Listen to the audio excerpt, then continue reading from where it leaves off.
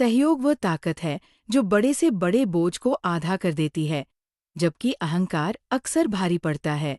ये कहानी है एक अभिमानी घोड़े और एक मेहनती गधे की, जहाँ घोड़े के घमंड ने उसे एक ऐसी मुसीबत में डाल दिया जिसे वो आसानी से टाल सकता था।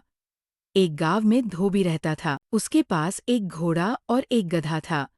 एक दिन की बात है, धोबी इन दोनों को अपने साथ लेकर बाजार जा रहा था। बाजार धोबी के गांव से काफी दूर थी। उस दिन धूप काफी तेज थी।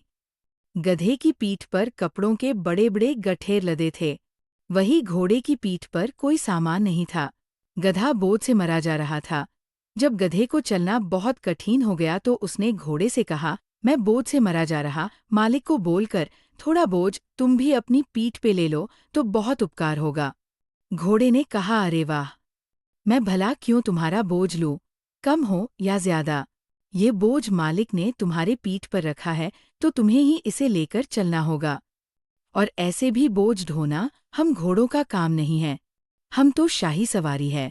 ये सुनकर गधा बेचारा चुप हो गया।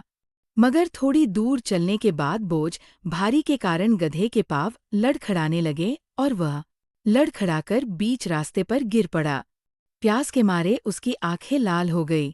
धोबी ने गधे की ऐसी हालत देखी तो उसे तुरंत अपनी गलती का एहसास हुआ।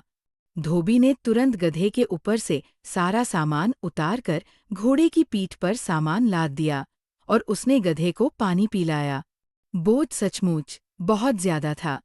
घोड़ा थोड़ी दूर चला ही था कि उसके पाँव भी लड़खड़ाने लगे। अब उसे अपनी भूल का एहसास हुआ और वो सोचने लगा, अगर मैं गधे की बात मानकर उसकी कुछ बोझ अपनी पीठ पर ले लिया होता तो कितना अच्छा होता। अब मुझे अकेले ही सारा बोझ उठाकर बाजार तक ले जाना पड़ेगा। इस कहानी से हमें ये शिक्षा मिलती है कि काम बड़ा या छोटा नहीं होता,